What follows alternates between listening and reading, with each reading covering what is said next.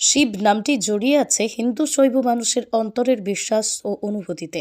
বছরের বিভিন্ন সময় শিবের পুজো প্রচলিত থাকলেও শিব চতুর্দশী বা শিবরাত্রির দিন অধিক জনপ্রিয় এক দিবস জনমানুষের। শিব মহাপুরাণ অনুসারে জানা যায় এদিন নাকি শিব তথা পরম পুরুষ ও কড়া প্রকৃতির তথা পার্বতীর বিবাহ ঘটেছিল। অপরদিকের পিছনে রয়েছে আরও এক কাহিনী। কাশীনগরের কোনো এক ব্যাধ শিকারে বেরিয়ে শিকার না পেয়ে ক্লান্ত অবসন্ন গ্রহণ করে আর সেই গাছে একটি করে পাতা নিচে ফেলতে থাকে।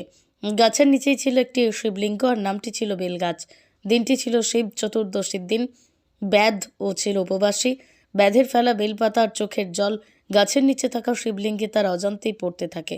ফলে অজান্তেই শিব চতুর্দশীর পূর্ণ লাভে হয় ব্যাধের, এবং এরপরই একসময় ব্যাধের মৃত্যুকালে যমদূত তাকে নিয়ে এলে শিবদূতেরা যমদূতদের প্রতিহত করে ব্যাধের মুক্তি ঘটায় এবং যমরাজ স্বীকার করেন যে জন শিবের পুজো করে তার উপর যমের কোনো নিয়ন্ত্রণ থাকে না।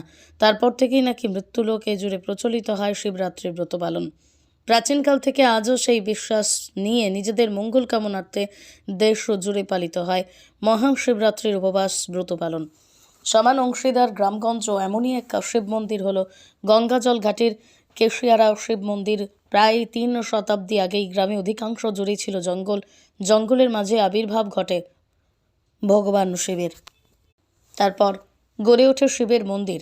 তখন থেকেই বর্তমান সময় পর্যন্ত অনেক কিছুরই বদল ঘটেছিল, কিন্তু তবুও তার ঐতিহ্যের চির ধরেনি কেশিয়ারা শিব মন্দিরের।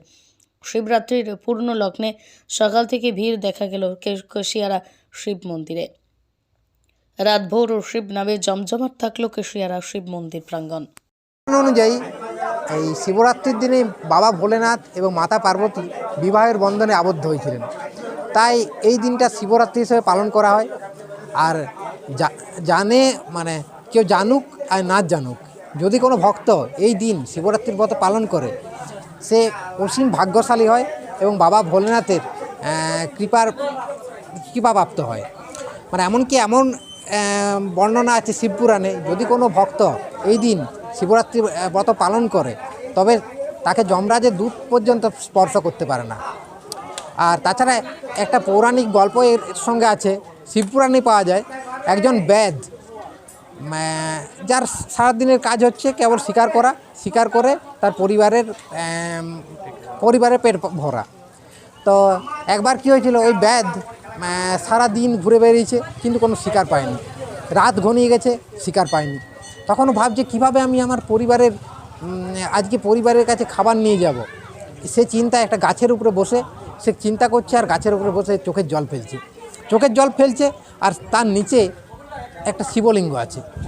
ওই এমনকি যে গাছের উপরে ওই ব্যাধ বসেছিল সে গাছ ছিল বেলগাছ। আর চোখের জল পুরো গিয়ে পড়ছে ওই শিবলিঙ্গের উপরে। কিছুক্ষণ পর একটা হরিণ তার সামনে আসে, তখন সে ভাবে হরিণটাকে তো মারবো।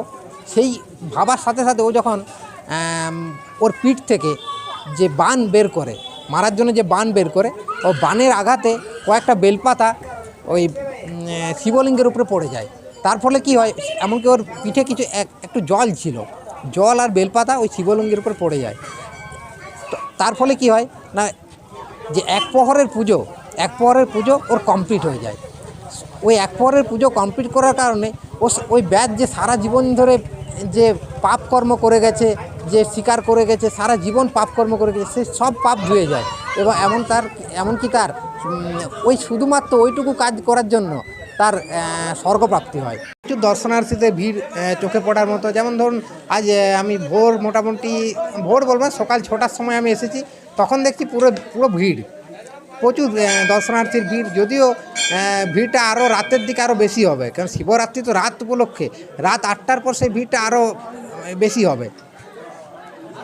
এছাড়া যেটা এবছর আমি লক্ষ্য করছি, যে দোকানদারি বা দোকানপাট যেসব অনেক বেশি মাত্রায় ভিড়। শিবরাম সিংহ, বাঁকুড়া থেকে সৌভিক সিংহের রিপোর্ট, রাঙামাটি এক্সপ্রেস।